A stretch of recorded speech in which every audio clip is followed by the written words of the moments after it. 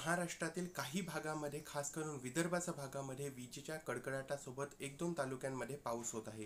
नमस्कार मित्रांनो, the live weather YouTube चॅनलमध्ये तुमचं मनापासून स्वागत आहे। आजचा दिवस फक्त राज्यामध्ये पाऊस होण्याची शक्यता आहे आणि उद्यापासून राज्यामध्ये उन्हाचा प्रभाव वाढणार आहे। उद्यापासून राज्यातून पावसाचा जोर कमी होणार आहे। कोणत्याही भागामध्ये उद्यापासून पावसाचा अंदाज आपल्याला दिसत नाही आहे। सविस्तर माहिती आपण या व्हिडिओमध्ये तुम्हाला सांगण्याचा प्रयत्न करणार आहोत।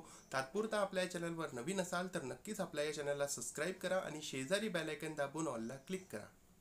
सध्याच्या काळातले जर आपण हवामान प्रणाली तुम्हाला सांगितलं तर उत्तर पश्चिमी राजस्थानच्या भागावर एक सायक्लोनिक सर्क्युलेशन बनलेलं आहे। इकडे वेस्टर्न डिस्टर्बन्स हिमालयाच्या भागामध्ये बनलेला आहे। तसंच झारखंडपासून तर दरम्यान छत्तीसगडच्या भागात एक ट्रफ बनलेली आहे। एक ट्रफ इकडे वेस्ट बेंगॉलपासून तर दरम्यान बांगलादेशपर्यंत बनलेली आहे। बांगलादेशवर एक सायक्लोनिक सर्क्युलेशन बनलेलं आहे। इकडे असमच्या भागावर एक सायक्लोनिक सर्क्युलेशन बनलेलं आहे। गल्फ ऑफ मॅनारच्या भागावर सायक्लोनिक सर्क्युलेशन बनलेलं आहे। सकाळपासूनच आपल्याला आपल्या राज्यामध्ये तुरळक ठिकाणी विजेच्या कडकडाटासोबत पाऊस देणारे ढग दिसत आहेत। एक दोन तालुक्यांमध्ये खास करून विदर्भाच्या भागामध्ये आज सकाळपासून आपल्याला पाऊस पाहायला भेटत आहे। राज्यातून पावसाचा जोर कमी असताना आपल्याला पाहू शकता आपण राज्यामध्ये तापमान सरासरीच्या तुलनेत वाढलेलं आहे। अनेक तालुक्यांमध्ये तापमान सरासरीपेक्षा आपल्याला जास्त पाहायला भेटलेलं आहे। जर आपण सरासरीच्या तुलनेत बघितलं तर आपण पाहू शकता मध्य महाराष्ट्र आणि कोकण किनारपट्टीच्या भागामध्ये तापमान सरासरीच्या तुलनेत आपल्याला वाढताना दिसलेलं आहे मागील 24 तासामध्ये। पुढील 24 तासात राज्यामध्ये काही ठिकाणी विजेच्या कडकडाटासोबत पाऊस होणार आहे। अशी परिस्थिती विदर्भामध्ये अकोला, बुलढाणा, तसंच इकडे अमरावती, नागपूर, भंडारा, तसंच इकडे वर्धा, यवतमाळच्या भागामध्ये आयसोलेटेड प्लेसेसवर एक दोन तालुक्यांमध्ये विजेच्या कडकडाटासोबत पाऊस होणार आहे।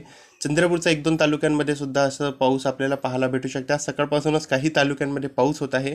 नांदेड, परभणी, लातूर आणि धाराशिवच्या भागातील तुरळक ठिकाणी आयसोलेटेड प्लेसेसवर पाऊस होण्याची शक्यता आपल्याला आज दिवसभरासाठी दिसत आहे। उद्या दिवसभरापासून राज्यामध्ये पावसाचा जोर कमी होणार आहे आणि या न्यूमरिक डेटा मॉडेलमध्ये आपण सुद्धा पाहू शकता की उद्या राज्यामध्ये पावसाचा जोर खूप जास्त कमी आपल्याला पाहायला भेटणार आहे। आणि त्यानंतर जर आपण समोर वाढलं आणि बघितले येणाऱ्या 1 तारखेचं तर 1 तारखेला सुद्धा राज्यामध्ये पावसाचा जोर आपल्याला कमी होताना दिसत आहे। तापमान पुढील 24 तासामध्ये राज्यात 42, 43, 44 डिग्रीपर्यंत आपल्याला विदर्भाच्या भागामध्ये पाहायला भेटू शकते। मराठवाड्यातील अनेक जिल्ह्यांमध्ये उष्णतेची लाट आपल्याला पुढील 24 तासामध्ये पाहायला भेटू शकते। त्यानंतर येणाऱ्या 48 तासामध्ये सुद्धा राज्यात जबरदस्त तापमान वाढणार आहे, कारण राज्यामध्ये ढगाळ वातावरण सुद्धा कमी होणार आहे आणि उन्हाचा प्रभाव आता येणाऱ्या दिवसामध्ये आपल्याला वाढताना दिसणार आहे। तसंच आपण जर समोर वाढल्याने बघितले 1 तारखेला तर 1 तारखेला सुद्धा राज्यामध्ये आपल्याला जबरदस्त तापमान पाहायला भेटू शकतात आणि जबरदस्त उन्हाचा प्रभाव पाहायला भेटू शकते। जर पुढील 24 तासाचा फोरकास्ट तुम्हाला सांगितलं तर पुढील 24 तासामध्ये इकडे बुलढाणा, अकोला, अमरावती, वर्धा, नागपूर, भंडारा, यवतमाळ, वाशिम, हिंगोली, परभणी, नांदेड याचा आसपासच्या 1-2 तालुक्यांमध्ये विजेच्या कडकडाटासोबत पाऊस पाहायला भेटू शकते। चंद्रपूर आणि गडचिरोलीमध्येही 1-2 तालुक्यांमध्ये आज आपल्याला तुरळक ठिकाणी पाऊस होण्याची शक्यता दिसत आहे। सर्वच भागामध्ये पाऊस नाही होणार आहे। तुरळक ठिकाणी 1-2 ठिकाणी आयसोलेटेड प्लेसेसवर आपल्याला असा पाऊस पाहायला भेटू शकते। बाकी राज्यामध्ये पाऊस होण्याची शक्यता कोणत्याही भागामध्ये असणार नाही आहे।